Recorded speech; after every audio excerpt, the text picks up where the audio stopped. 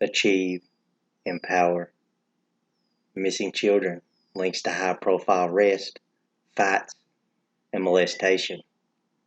Recent events at the Florence Crenton Agency have left many questions.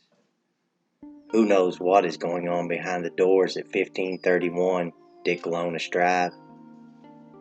Is it all nothing more than coincidence? Or is there something sinister going on behind the scenes? Join us tonight as we dig into the history of the Florence Crenton Agency and the mysteries surrounding the countless girls who have gone missing from the Knoxville facility.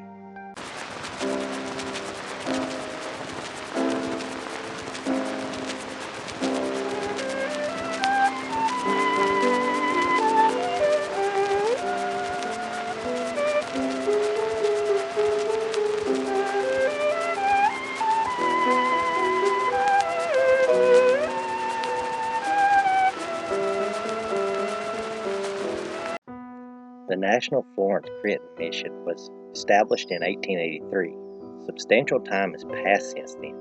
However, the problems plaguing the people it serves remain. These problems are hidden away, conveniently hidden away, for the agency, other agencies like it, and the public at large. The public's hesitancy to deal with the problem has allowed such agencies to shroud themselves in secrecy. The media's unwillingness to report on such cases gives law enforcement justification to ignore it all. Is there a scandal just waiting to be uncovered?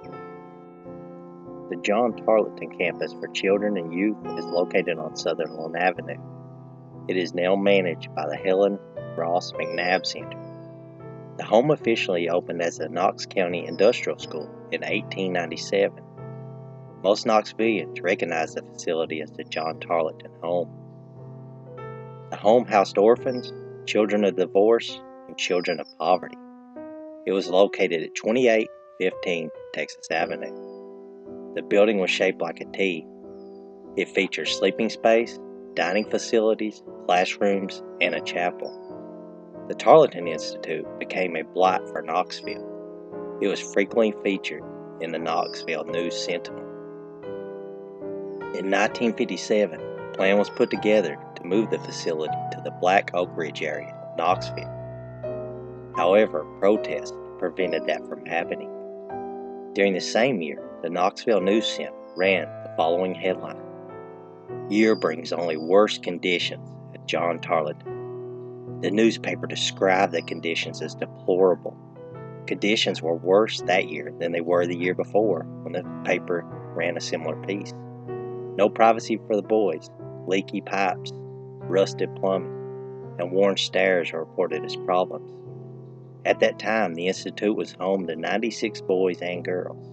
The county court considered renovating the property, which then Superintendent Mr. Stanley referred to as a plant.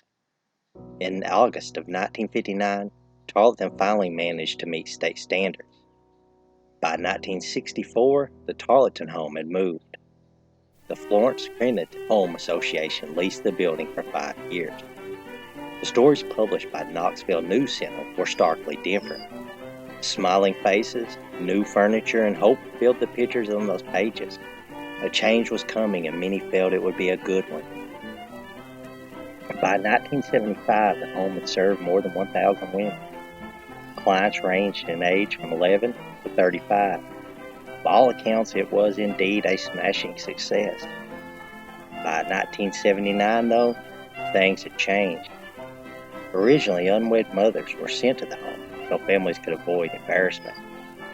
Abortion was becoming more accessible. This forced Florence Crenton to begin serving other needs. In the early days, women in these homes were usually required to give up their children. By the 70s, they were given a choice. Of course, problems like drug abuse, mental illness, and behavioral issues took center stage. While it is nearly impossible to find negative stories about the Florence Crenton home from that era, the locals were skeptical. Many locals agreed that the home had a notorious reputation back then. By 1996, the home moved to the former Oaks Treatment Center building. Here, things would slowly begin coming to light. In recent years, several girls have gone missing from the home.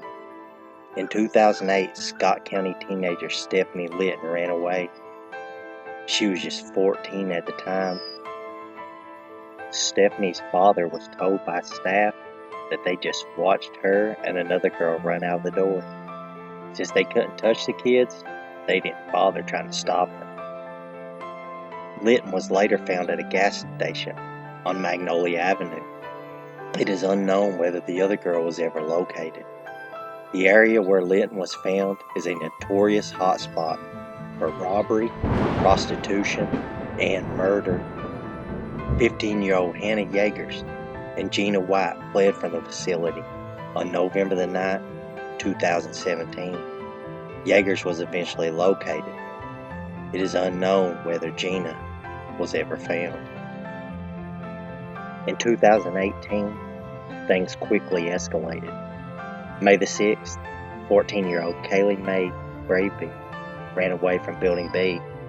May the 24th, 14-year-old Katie Rain Gill escaped.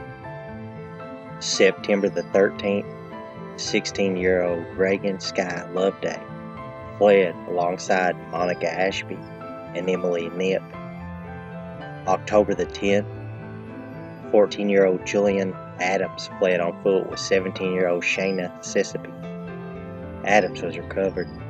The other girl is still missing. October 21st, 15-year-old Kelly Michelle Bumelo left the facility with Alina Reed and Melissa Gutierrez. December the 7th, 17-year-old Joey France fled his doctor's office. He was a resident of Florence Crenton. December the 24th, 16-year-old Joanna Michelle Bishop went missing. On January 24th of 2019, 14-year-old Addison Keaton fled from the facility. The outcomes of many of these cases are unknown. However, the numbers make one ponder how many went missing when records were rarely maintained. How could so many girls go missing in a short period of time? Even if all were found safe, scrutiny should be placed on the agency that turned a blind eye. The 2012 incident raised even more suspicion. On May the 24th, 2012, Knoxville police were surveying the area near Sharps Ridge Memorial Park after receiving reports of prostitutes in the area. Knox County Commissioner Jeff Owenby was arrested alongside John F. McCracken. The two men were engaging in oral sex. They did not attempt to hide their sexual activity. Jeff Owenby was a foster parent. He had 3 children from the Florence Crenton agency. 2 of those foster children were removed from his home. An 18-year-old female remained. On May 25, 2012, the Florence Crenton agency sent a letter to Mr. and Mrs. Owenby. The letter informed the couple that their home would be closing as a foster care home for the agency.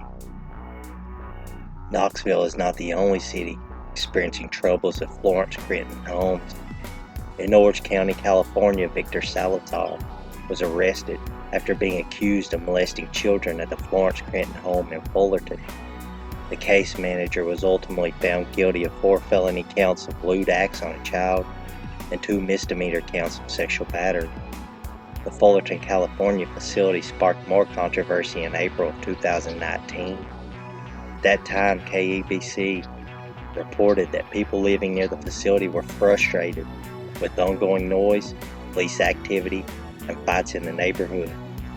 One resident overheard someone screaming, "Kill her! Kill her!" She called police after hearing a fight in the parking lot of the facility.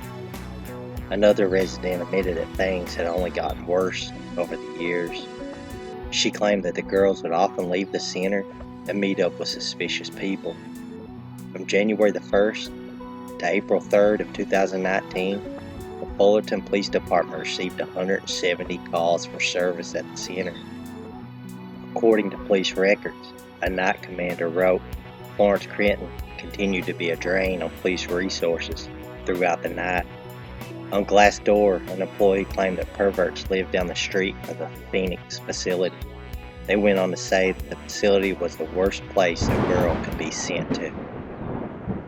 employee in Knoxville claimed that a 30-something male supervisor liked to hang out in the teen girls' bedrooms. Supposedly, he was only fired after his background check was returned a few months after he was put on the floor. How much credence can one give to these claims? Sex offenders live in the area. According to the LexisNexis Community Crime Map, police have been called to the Knoxville facility at least 5 times this year. Twice for vandalism, once for robbery, and once for simple assault. Forcible fondling was reported in the area as well. When one takes these facts into consideration, they have to pause and wonder, what is really happening at those Florence Crenton homes? These children deserve better. Where are the missing girls? Who will be held accountable for their disappearance? Nothing will happen until people start asking questions.